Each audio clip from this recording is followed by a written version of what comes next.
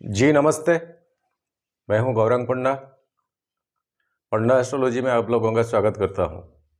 आज एक नया वीडियो कर्कट लग्न कैंसरियन असेंडेंट इसके बारे में कुछ नॉलेज को हम शेयर करने जा रहा हूं। लग्न शब्द इसलिए इस्तेमाल करता हूं, हमेशा आप लग्न के हिसाब से देखिए।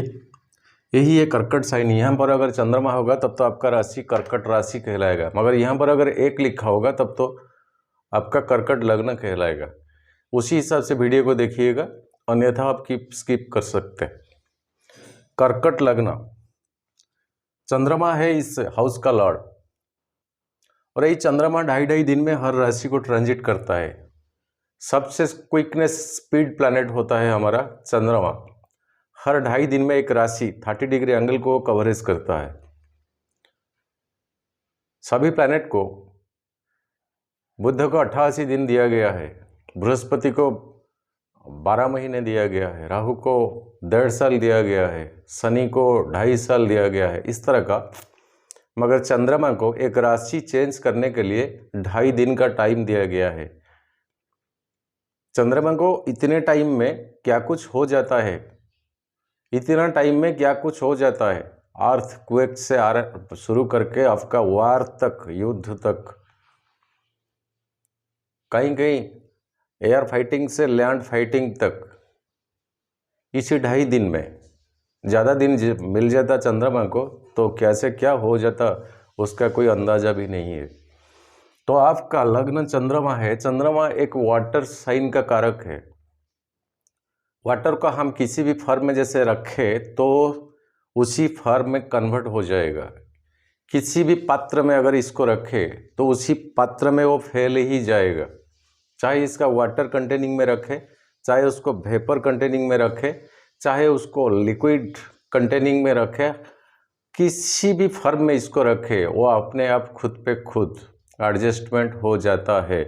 तो इसका मतलब ये है, कर्कट लग्न का जो बंदा है, जो पर्सन है, उसे किसी भी माहौल में अगर छोड़ दिया जाए तो उसी हालत के अनुसार वो खुद को एडजस्टमेंट करा लेता है।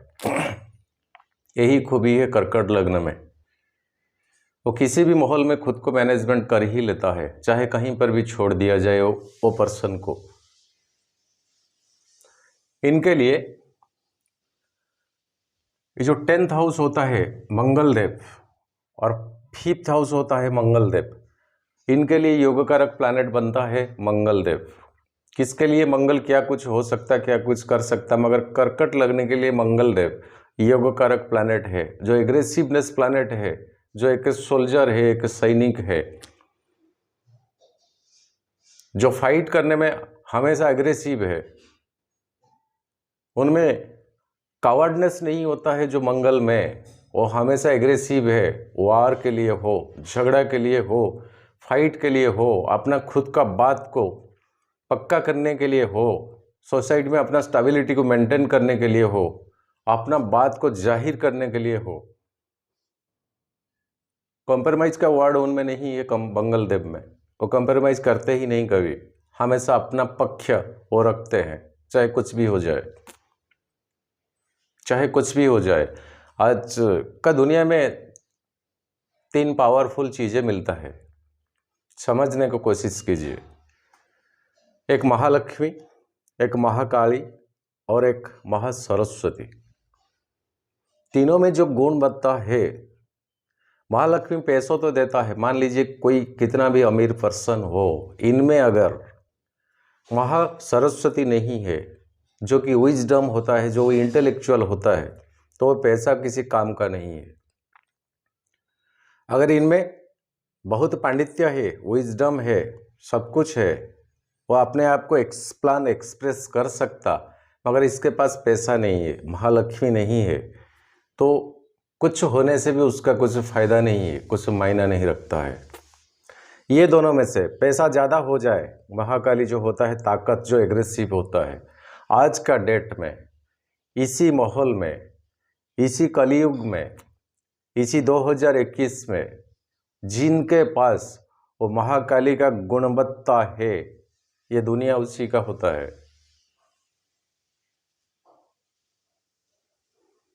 अब सोचिए, इसको एनालिसिस कीजिए, इसको आपका दिमाग में बैठाइए। ये माहौल उसी तरह का हो गया है। महाकाली का गुणवत्ता है तो ना लक्ष्मी होना चाहिए ना महासरस्वती होना चाहिए, इनके पास हो जाता है दादागिरी, क्रुएलिटी, ब्रुटलाइज्ड, एग्रेसिवनेस, हमेशा फाइट को आगे, कैसे भी हो फाइट हो, जो कि फिजिकल फाइट, वो है महाकाली, जो कि मंगल से रिलेट करता है।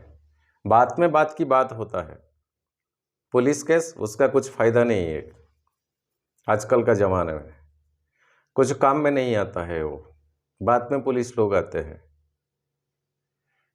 कुछ बेनिफिट्स नहीं होता है। महासरस्वती कितने भी लॉ, कितने भी एक्ट आपको पता है, वो सब किसी काम का नहीं है, चाहे आपके पास कितने भी इंटेलेक्चुअल होना क्यों, ये वो बात का बात है। एट द करेंट सिचुएशन वो लॉज, जो आइन होता है, जो पॉइंट्स आपके पास इंटेलेक्चुअल में भरपूर होता है, वो बात का बात है, वो बात का बात है। वो देर हो जाएगा तब तो वहाँ तक बात कहीं आगे चला गया होगा। हो सकता कोई कंप्रोमाइज़ पिटीशन हो सकता कोई प्रेशर में आके कंप्रोमाइज़ पिटीशन करे, हाँ भी करे, दस्तखत करे, कुछ भी हो सकता, जितना लंबा खींचेगा। तो ये केसेस मैटर्स में कितना भी इंटेलेक्चुअल हो वो काम का नहीं है। At the time of occurrence quickness, speed up जो होता है, वो महाकाली की अंदर में वही नेचर छुपा होता है। वो नेचर जिनके पास जितना परसेंटेज है, वो ये दुनिया, आज का डेट का दुनिया उनके पास है। अब देखिए, मैं कुछ आक्षेप करके झूठ या बुरा कुछ नहीं बोलता हूँ, ये किसी को पॉइंट आउट करके मैं ये चीज़ें बोल नहीं रहा हूँ, ये सोसाइटी का मीनिंग हो गया है। जिनके पास पावर होता है, पावर का मतलब क्या होता है, कोई नेता पॉलिटिशियंस हो, उनके पास अगर वो गुंडे, वो बदमाश, वो क्रिमिनल्स, वो सब नहीं होने से वो नेतागिरी कर ही नहीं सकते। खुद पे खुद हमारा कॉन्स्टिट्यूशन में जाए, हमारा असेंबली में जाए, देखे किसी एक एक के नाम में 50-50 क्रिमिनल केसेस से होता नहीं कुछ, होगा भी नहीं कुछ। हमारा गणतंत्र है, मेरा भारत महान है, क्यों बोल लिया पता नहीं, निकल आया, माफ़ी चाहता हूँ, ये दुनिया ही ऐसा है। तो मंगल आज का डेट में जिनके लिए जितना पावरफुल है, जितना पॉजिटिविटी है, जितना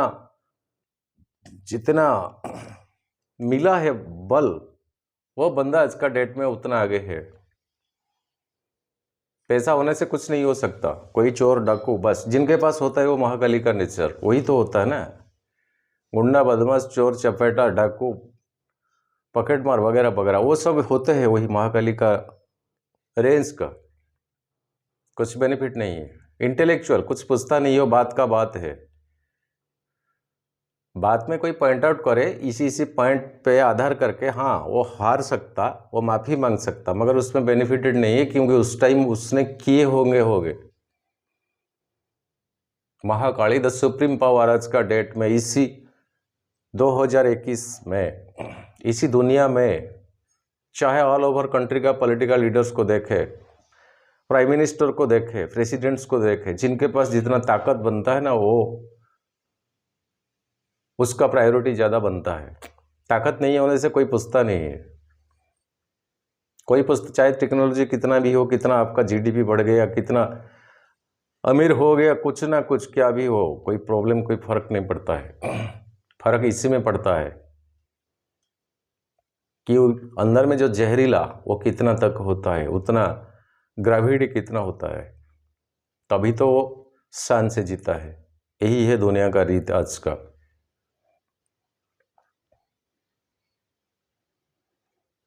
मगर वो बलबूते को अगर किसी नेगेटिव प्रोफाइल में कोई यूज करे, तभी तो आ जाता है कर्म, आ जाता है कर्म, और रिलेट करता है री इनकारनेशन, जो जन्म जन्मांतर के साथ फिर अगले जन्म का री इनकारनेशन, पूर्व जन्म, पुनर्जन्म। इसको अगर नेगेटिव प्रोफाइल में अगर यूज करे, तभी तो बस स्टोरेज होकर रहेगा, फिर कभी कभार मिलेगा कि तुम्हारे पास उसी हिसाब का उसी तरह का ताकत बलबूता नहीं रहेगा, वो महाकाली का ब्लेसिंग उसी टाइम आपके पास नहीं रहेगा, तो आप झेलोगे उसी तरह जिसी तरह आपने किए थे। यही है रीत, यही है सिस्टम। यूनिवर्स को आप जितना देते हैं ना, यूनिवर्स आपको 10 गुना करके देते हैं। जितना पॉजिटिविटी आप यूनिवर्स को देते हैं उतना पॉजिटिव यूनिवर्स आपको देते हैं रिटर्न में। नेगेटिव बस उसी नेगेटिव की रिटर्न में आपको मिलता है। ये सत्य है। बोया वही काटोगे, वही फल आपको मिलेगा ही मिलेगा। नैव छिंदन्ति शस्त्राणि नैव। तो ये आत्मा अमर है, वो शरीर छोड़ता है तो अगले जन्म में फिर किसी दूसरे शरीर में इनपुट हो जाता है। जिस शरीर में इनपुट होता है उसका जो आयु होता है वो आयु सम्यक होता है, जो कैलकुलेटेड है। हर जीव के लिए एक पर्टिकुलर आयु का टाइमिंग होता है। जैसे इंसान को मिलता है फिक्सेबल टाइम, 100 साल हो सकता, 120 साल हो सकता है, उसी के नीचे में वो आता है, उसी के नीचे में वो ऊपर चला जाता है, उसका डेथ हो जाता है। कुत्ता का देखे उसका भी फिक्सेबल टाइम है, मगरमच्छ को देखे उसका भी फिक्सेबल टाइम है, हाथी को देखे फिक्सेबल, सभी का एक फिक्सेबल टाइमिंग जोन होता है और उसी टाइमिंग की रोटेशन पे वो आता है, फिर जाता है। पुनर्जन्म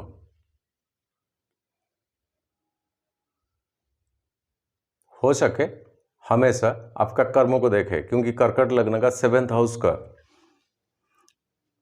कर्म प्रधान प्लैनेट शनि है, जो कि दंडदाता है। वो देखता है आप क्या कर रहे हैं, आपने क्या किया है।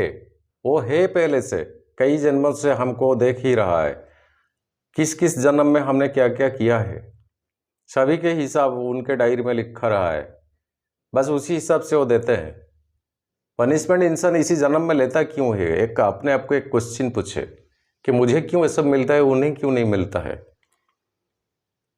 50 बच्चे क्लास में पढ़ता है, वो IAS बनता है, वो रिक्शा वाला बनता है, वो करोड़पति बनता है तो फौजी का अफसर बनता है, वो पुलिस वाला बनता है तो वो क्रिमिनल बनता है। सबके सबके ऊपर डिपेंडेंट है किए हुए कर्म।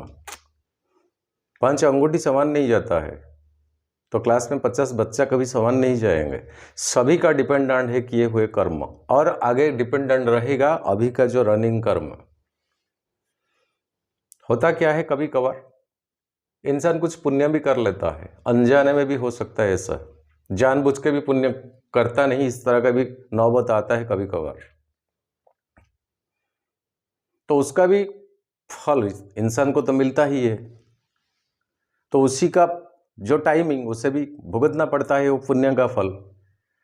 तो जो किए हैं, जनरली एक क्वेश्चन अराइज होता है, उन्होंने इतना पाप किया है मगर कुछ होता नहीं है। इसीलिए होता नहीं है क्योंकि उनका जो पीरियड चल रहा है वो पुण्य का ही चल रहा है, किए हुए पुण्य का। जब ये टाइमिंग हो जाएगा एंड, तब तो आ जाएगा ये टाइमिंग। ये टाइम आने से उनका अगर ड्यूरिंग जो लाइफ स्पान वो ख़त्म हो गया होगा, कोई प्रॉब्लम नहीं है, फिर अगला जन्म आ जाएगा, बस मिलता रहेगा। तब तक मिलता रहेगा जब तक वो बराबर नहीं हो जाता।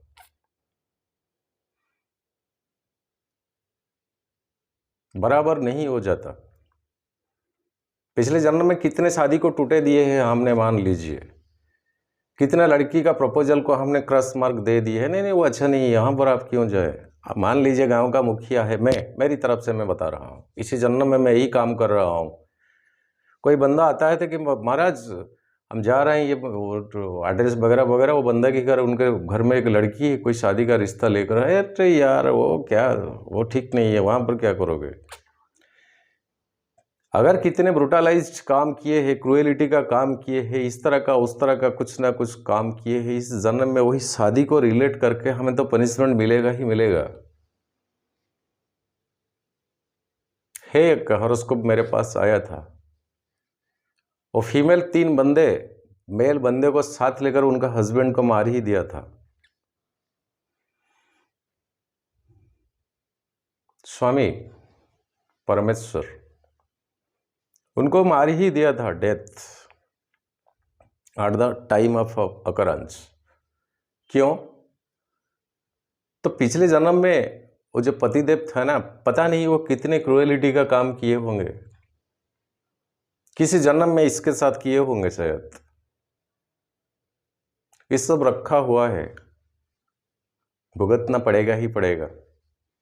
ज़्यादा कुछ आज बोल लिया, माफ़ी चाहता हूँ, सॉरी फॉर दैट। क्योंकि ये चीज़ें भी स्पिरिचुअल का चीज़ें हैं, इसमें जो भी आता है वो खुद को समझ लेता है कि हम थोड़े दिन का मेहमान है यहाँ इसी दुनिया में। कुछ अच्छा करे तब तो अच्छा मिलेगा, कुछ बुरा करे तब भी कुछ बुरा हमारे लिए स्टोरेज होकर रहेगा। ज्योतिष एस्ट्रोलॉजी ऐसा स्पिरिचुअल चीज़ें ही है। इंसान समझता है खुद को, मैं क्यों ऐसा हूँ, मैं क्यों ऐसा हूँ। कर्कट लग्न, चंद्रमा ट्रांजिट 2.5 दिन में होता है। आपका लग्नाधिपति, ओके, आपका सेकंड लॉर्ड रवि, ये 5th हाउस में है, जो कि क्रिएटिविटी एक्टिविटीज का हाउस है। आपका सेकंड हाउस रवि यहाँ पर एक ग्रहण दोष में पड़ता है, वृश्चिक साइन में, वृश्चिक राशि में। और यही रवि आपका धन का कारक होने के नाते भी ये बृहस्पति की नक्षत्र डिवीजन में आते हैं। बृहस्पति आपका 9वां स्थान का ओनर, भाग्य भाव का अधिपति, और 6 आपका जो नौकरी पैसा है उसी भाव का अधिपति, जो कि बैठे हैं 7th हाउस में। पिछले कई महीनों से आपका बृहस्पति देव, जो कि भाग्याधिपति है, अब 6th है, वो रेट्रोगेशन में ही था शनि के साथ, और शनि भी वहां पर रेट्रोगेशन में ही था। बहुत झेला है आपने, बहुत टेंशन ले रखा है। अब ये दोनों के दोनों ये अक्टूबर महीने में चेंज ही हो गया। और ये बृहस्पति आपका 20 नवंबर को कुंभ साइन को ट्रांजिट करेंगे। 8th हाउस में बृहस्पति आपका शुभकारक होने के नाते भी आपको एक अनएक्सपेक्टेशन गेन कुछ दिलाएगा, जो कि आपका एक्सपेक्टेशन की बाहर है, परे है। आपने कुछ सोचा भी नहीं था। हो सकता है ये कुछ ये शेयर मार्केट हो सकता है, आपका कोई इंश्योरेंस का पॉलिसी हो सकता है, आपके नाम पे कोई विलिंग कर सकता है, जिसका डेथ हो गया उसके एग्नेस्ट में कोई इंश्योरेंस, ऐसा क्या कुछ छोटा रकम हो या बड़ा रकम हो, ये टाइमिंग में बृहस्पति आपको दिलाएगा। 8th हाउस में ट्रांजिट करता है बृहस्पति आपका, जो अनएक्सपेक्टेशन वो अनएक्सपेक्टेड लॉस भी कराता है, गेन भी दिलाता है बृहस्पति। 8th हाउस मृत्यु भाव का जगह है वो 8, द डेप्थ एंड डिप्थ, अष्टम भाव। वहां पर जाए, एकदम डीपली जाए तो आत्मा तक कोई पहुंच जाएगा, वो 8th हाउस है। 8th हाउस का सिग्निफिकेंस वही है। 8th हाउस में बृहस्पति आपका परा अपरा विद्या में आपका रुचि बढ़ेगा, मंत्र जंत्र तंत्र वगैरह वगैरह, इसमें पूजा पाठ को ज़्यादा अहमियत आप देंगे। मंदिर वगैरह ये सब रिलीजियंस पिलिग्रिमेज को आप जाएंगे, मगर जाने से आपकी मन में एक स्वार्थ रहेगा कि मुझे ये चाहिए, तब तो मैं जा रहा हूं।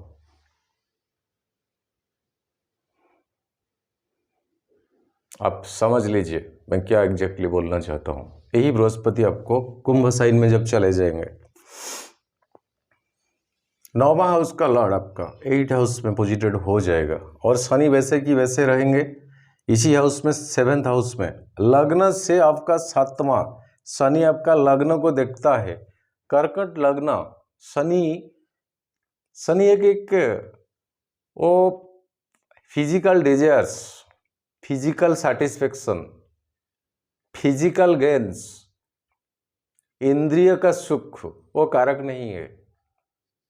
वो दंडदाता है, कर्म ही सब कुछ है शनि के लिए। बस किस तरह का कर्म करते हो उसी में तुम्हारा कनेक्टिविटी कितना है, किस तरह का वो कर्म को करना चाहिए, मगर तुम करते कैसे हो, ये सब एग्जामिनर है शनि। और 7th हाउस जो स्पाउस का कारक है, तो कुछ तुतु में झगड़ा ये सब होता ही रहेगा। अगर अपोजिट सेक्स से कुछ फिजिकल डिजायर्स है वो आप फुलफिल नहीं कर पाते हैं, तब तो नोक झोंक होगा ही होगा। उसको लेकर बात कहाँ तक भी जा सकता। क्योंकि दाम्पत्य जीवन का वही एक फिजिकल डिजायरनेस का एक कारक है, इम्पोर्टेंट चीज़ है। चाहे इसी साइट में हो चाहे उस साइट में हो, दोनों की साइड से वो रिक्वायरमेंट होता है। किसी साइट में बहुत बढ़ ही जाता है, किसी साइट में थोड़ा बहुत घट जाता है। तो जिस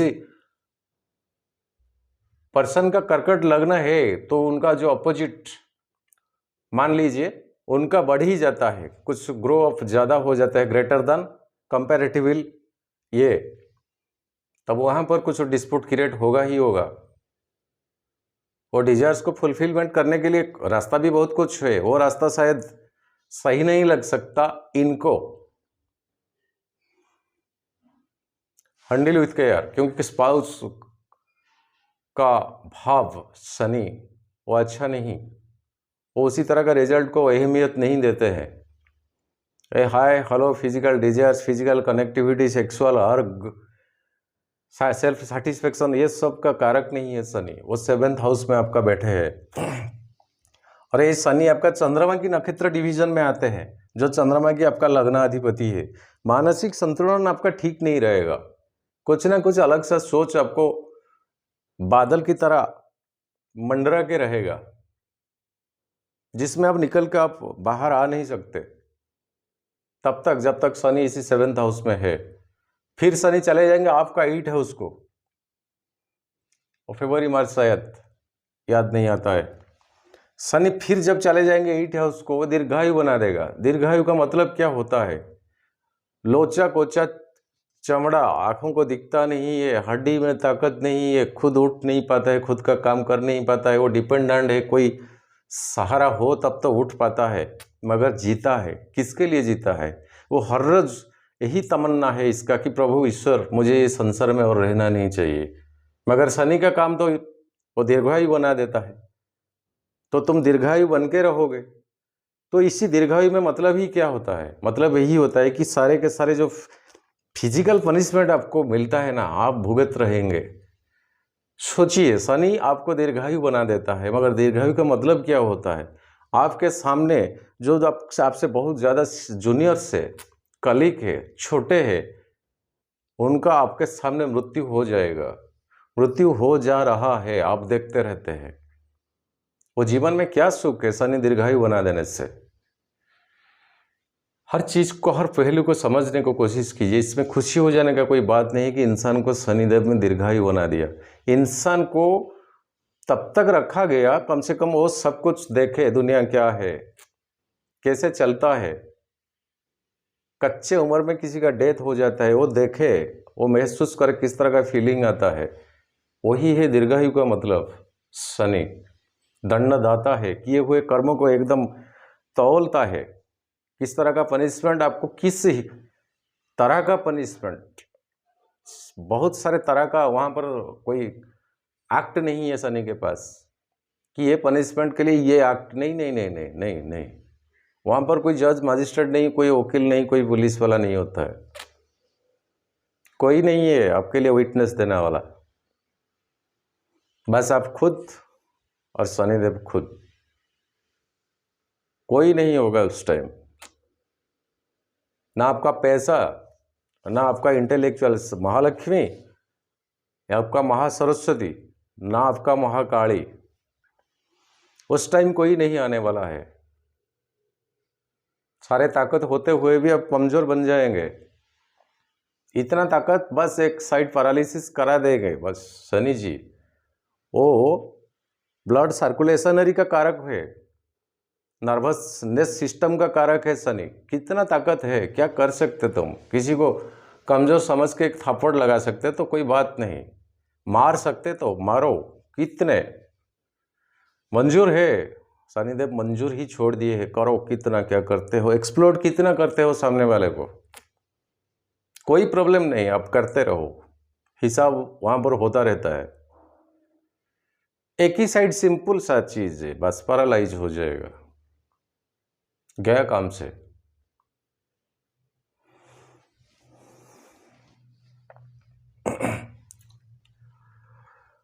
आपका 11th हाउस में राहु है, और यही राहु आपका रवि की नक्षत्र डिवीजन में आता है। जो रवि सेकंड हाउस का ओनर 5th में है केतु के साथ और राहु के साथ 7वां एस्पेक्टेशन में रवि है। तो जितने सारे क्रिएटिविटी एक्टिविटीज है जिसके वजह से आपका क्या कुछ गेन होने वाला है, पैसा आने वाला है, वो इसी टाइमिंग में अच्छा नहीं रहेगा। किस टाइम? 16 नवंबर टू 16 दिसंबर का टाइमिंग मैंने दिया है और एग्जैक्टली ये रवि का संक्रमण का डेट है। हमेशा मैं रवि का संक्रमण से अगला महीने का रवि का संक्रमण तक का वीडियो देता हूँ और एग्जैक्टली जिस टाइम में रवि का संक्रमण होता है दिल्ली का मैंने जो टाइम लिया है 1:18 एंड संक्रांति का राशि उसी दिन पड़ता है मीन एंड संक्रांति का नक्षत्र उसी दिन पड़ता है रेवती जो कि बुध का नक्षत्र होता है। और आपका 12 हाउस का ओनर बुध और 3rd हाउस का ओनर बुध जो कि 4th हाउस में मंगल देव के साथ है और यही बुध बृहस्पति विशाखा नक्षत्र डिवीजन में आते हैं। तो इंटरनली बृहस्पति और बुध के साथ एक रिलेशंस बना होता है अंदर ही अंदर इंटरनली नक्षत्र डिवीजन में। बृहस्पति बुध के साथ माइथोलॉजी के लिए एक छोटा सा व्याख्यान करना चाहिए तब तो ठीक रहेगा मुझे लगता है। बृहस्पति देव गुरुदेव है, सारे गुरुओं का देवता है, गुरुओं का टीचर है। गुरुदेव बृहस्पति टीचर है गुरुओं का। हर किसी काम के लिए सलाह मशवरा के लिए देवता गुरु के पास जाते थे, बृहस्पति के पास। तो उनका प्रोबेबिलिटी सेल्फ रेस्पेक्ट वहां तक का है। गुरुदेव बृहस्पति का पत्नी तारा है। गुरु होने के नाते कम से कम पत्नी के साथ क्या कुछ कमियां उनके उस टाइम थी शायद। हम तो इंसान मानव है, इतना सोच हम कर ही नहीं सकता। इसी वीक का फायदा उठाते हैं चंद्रमा और वह चंद्रमा गुरुदेव गुरुपत्नी तारा के साथ कुछ अफेयर्स बनता है। जो अफेयर्स में बुध का जन्म होता है।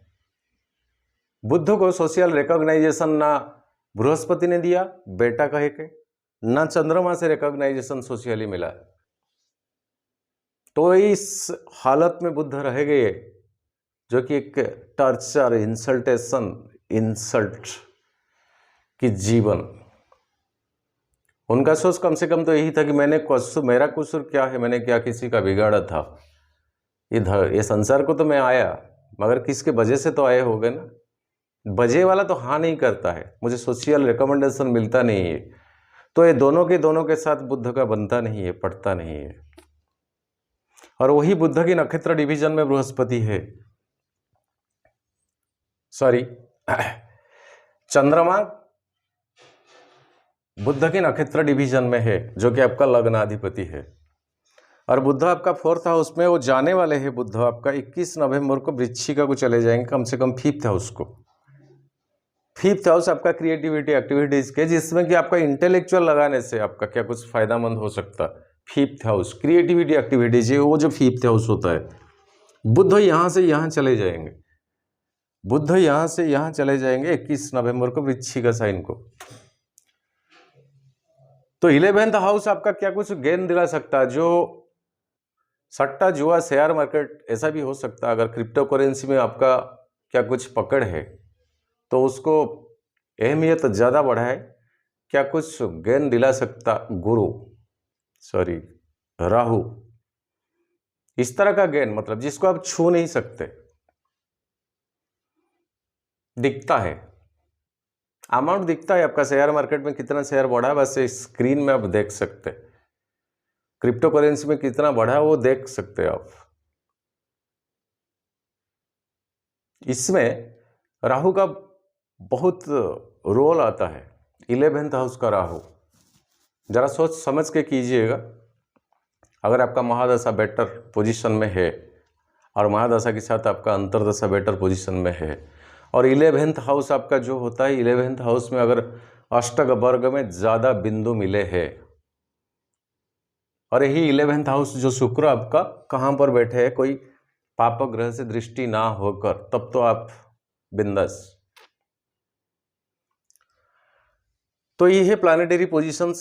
संक्षेप में मैंने बताया इसी महीने का जो रिजल्ट अप्रोक्सीमेटली, ये किसी इंडिविजुअल का हॉरोस्कोप नहीं है, ये ऑल ओवर सारे कर्कट लगने के लिए एक अप्रोक्सीमेटली प्लानिटरी ट्रांजिट के हिसाब से एक रिजल्ट। अब चलते हैं तारा चक्र को संक्षेप में देखते हैं। इसी डेट इसी टाइम में तारा चक्र में आपका विपद तारा में पड़ता है शुक्र का 3 नक्षत्र भरणी, पूर्वा फल्गुनी, पूर्वाषाढ़ा। ये तीनों नक्षत्र में अगर आपका किसी प्लैनेट आते हैं तो आपको ये विपद जोन में, डेंजर जोन में खींच लेता है। बद्ध तारा की जोन में आपका राहु आता है, आर्द्रा, स्वाति और शतभिषा। ये तीनों नक्षत्र में अगर आपका कोई प्लैनेट आता है तो सोर्सेस ऑफ इनकम में कोई रुकावट डाल भी सकता, क्योंकि राहु एक माया का प्लैनेट है, उस पर उतना भरोसा कर ही नहीं सकता।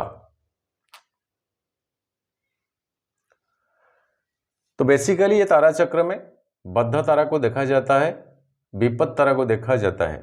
पॉजिटिविटी क्या होता है? साधक तारा आपका मृगशिरा, चित्र और धनिष्ठा मंगल का नक्षत्र डिवीजन में आता है। यही तीनों नक्षत्र में अगर आपका कोई प्लैनेट पड़ता है, मंगल आपका योगकारक प्लैनेट है, इसी नक्षत्र डिवीजन में अगर आपका कोई प्लैनेट पड़ता है तो आपके लिए गेन दिला सकता, क्योंकि मंगल आपका 5th हाउस का ओनर और 10th हाउस का, प्रोफेशनली आपका प्रमोशन, जॉब वगैरह वगैरह जो पड़ा रहा था फाइल आपका, वो फाइल फिर ओपन होने वाला है, क्योंकि वैसे देखे बृहस्पति यहाँ स्ट्रेट पे आ गए कर्कट लगने के लिए। तो मून का ट्रांजिट देखते हैं। इसी ट्रांजिट मैंने लिया है जिस दिन संक्रांति 26.44 डिग्री का एंगल में था यहाँ, मगर मैंने ये मेष राशि से लिया ट्रांजिट को। 16 नवंबर को मेष साइन में चंद्रमा का ट्रांजिट आपका प्रोफेशन की हाउस में आपका प्रोफेशन को गेन दिलाएगा, क्योंकि मंगल का घर है, आपका योगकारक का घर है। कहाँ तक?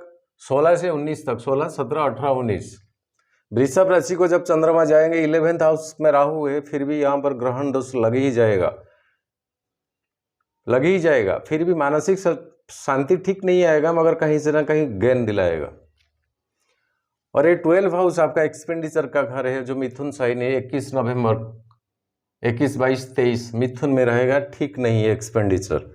लग्न में श्री चंद्र कहलाएगा, जहाँ की चंद्रमा खुद का राशि को आ जाएंगे 26 नवंबर को, 26 से 26 तक। ये बेटर एंड बेस्ट रहेगा, इसलिए रहेगा ये खुद का जगह है, आपका लग्नाधिपति है, मगर यहाँ पर शनि का 7वां दृष्टि पड़ता है, बृहस्पति का 7वां दृष्टि पड़ता है। पढ़ने के बावजूद भी शनि का दिमाग में कुछ अपशकुन तो रहेगा, कुछ अशांत रहेगा, मगर आपके लिए बेस्ट रहेगा। सेकंड हाउस आपका गेन, वेल्थ का कारक है, जो कि सिंह साइन, ये 26 नवंबर को ये बेटर रहेगा, क्योंकि रवि के साथ चंद्रमा का अच्छा रिश्ता है। थर्ड हाउस कम्युनिकेशन, जो कि बुध का फिर आ गया आपका कन्या 29 नवंबर 29 नवंबर को। ये कम्युनिकेशन में क्या कुछ रुकावट कर सकता है। फोर्थ हाउस यहाँ पर मंगल देव है, बुध वहाँ पर चले गए होंगे उस टाइम, मंगल के साथ आ जाने से चंद्रमा, रिजल्ट तो अच्छा होगा, सुकून शांति का जगह है ये फोर्थ हाउस। कोई इमूवेबल प्रॉपर्टी में पैसा आप इन्वेस्ट कर सकते, कोई रिनोवेशन का काम है, क्या कुछ ऐसा बाकी रह गया था तो आप आराम से कर सकते। अगर कहीं पर कुछ डिस्प्यूट था वो सॉल्व आउट हो जाएगा। ये आपका फोर्थ हाउस गया। फिफ्थ हाउस आपका क्रिएटिविटी एक्टिविटीज़ का घर है, वृश्चिक का, मगर यहाँ पर चंद्रमा आ जाने से चंद्रमा का ये वीकनेस का जगह होता है, वीक जगह है, यहाँ पर चंद्रमा दुर्बल हो जाता है। फिर भी यहाँ पर पहले से आपका रवि है और केतु है, ग्रहण दोस्त बनता ही है, मगर यहाँ पर चंद्रमा आ जाने से एक 20 से योग बन जाता है, 20 से योग बन जाता है, अच्छा नहीं है। फिर भी क्रिएटिविटी एक्टिविटीज में आपका क्या थोड़ा बहुत पेशेंस रखना पड़ेगा। 6 हाउस शुक्र पहले से तो यहाँ है, मगर ये बृहस्पति का घर है, आपका नौकरी पैसा में क्या कुछ पॉजिटिविटी दिलाएगा। और 7th हाउस यहाँ पर बृहस्पति एंड शनि बोथ है। 7th हाउस मकर साइन, कब? 7 दिसंबर को। तो उस टाइम आपका बृहस्पति चले गए होंगे कुंभ साइन को, 8 हाउस को, यहाँ पर अकेले शनि रहेंगे, यहाँ पर अकेले शनि के साथ चंद्रमा हो जाएंगे 7th हाउस में, जो कि 7वां हाउस को चंद्रमा का 7th एक्सपेक्टेशन एंड शनि का 7th एक्सपेक्टेशन। मिलजुल के रिजल्ट आपको तो मिलेगा, मगर कहीं कभार कुछ डिस्प्यूट हो रहा है पहले से, पति पत्नी, स्पाउस, इस तरह का क्या कुछ, या ससुराल की साइड में, इन लॉ साइड में, तो आप सुलझा सकता है। कुंभ साइन 9 दिसंबर को चंद्रमा का ट्रांजिट, कुंभ साइन 9 दिसंबर को यहाँ पर चंद्रमा आ जाएंगे। यह 8 हाउस है, ये फिर शनि का घर। यह डेटा ठीक नहीं है आपके लिए, कहीं से कुछ नेगेटिव का न्यूज़ भी आपको मिल सकता है, क्योंकि शनि आपका 7th हाउस है, ये मार्क का प्लेस है। कहीं से कोई दूर रिश्तेदार से, कोई ब्लड रिलेशन से कोई भी कुछ भी छोटा होना क्यों, एक नेगेटिव न्यूज आपके पास आ सकता है। अब चलते हैं 9th हाउस आपका मीन साइन, 11 दिसंबर को ट्रांजिट 9th हाउस। अच्छा, बृहस्पति का घर आपके लिए बेटर नहीं, बेस्ट रहेगा। 11 दिसंबर मीन साइन बेटर रहेगा। 10th हाउस आपका मेष साइन 14 दिसंबर को, ये 10th हाउस आपका प्रोफेशन कर्म भाव का और मंगल देव का घर है, योग कारक प्लैनेट का, तो बेस्ट रहेगा आपके लिए प्रोफेशनली आप। उसके बाद आपका 16 दिसंबर को वृषभ साइन, वृषभ राशि को चंद्रमा का ट्रांजिट होगा। यहाँ पर राहु है, ग्रहण दोष लग ही जाता है। 11th हाउस, पैसा आने का सोर्सेस होते हुए भी उतना इजी मेथड में पैसा आएगा नहीं। तो दोस्तों, ये संक्षेप में मैंने कुछ एनालिसिस दिए। ये किसी इंडिविजुअल व्यक्ति विशेष का हॉरोस्कोप नहीं है। किसी इंडिविजुअल का हॉरोस्कोप देखने में तारा चक्र फ्रॉम मून चंद्रमा से देखा जाएगा एंड तारा चक्र फ्रॉम लग्न, दोनों की दोनों देखा जाएगा। और सेम प्लैनेट अगर बद्ध तारा में पड़ता है, विपत्त तारा में पड़ता है, तो प्रेडिक्शन में दिया जाता है कि ये प्लैनेट के लिए क्या कुछ रिमेडीज करा सकते हैं आप। बस ये छोटा सा कोशिश, मेरा वीडियो ठीक टाइम पे नहीं डाल पा रहा हूँ, इसके लिए माफ़ी मांगता हूँ मेरे सारे व्यूअर्स से। क्या करें, हर रोज़ हर वीडियो में आके आप लोगों को इस तरह का माफ़ी ही मांगना पड़ता है। Sorry for that.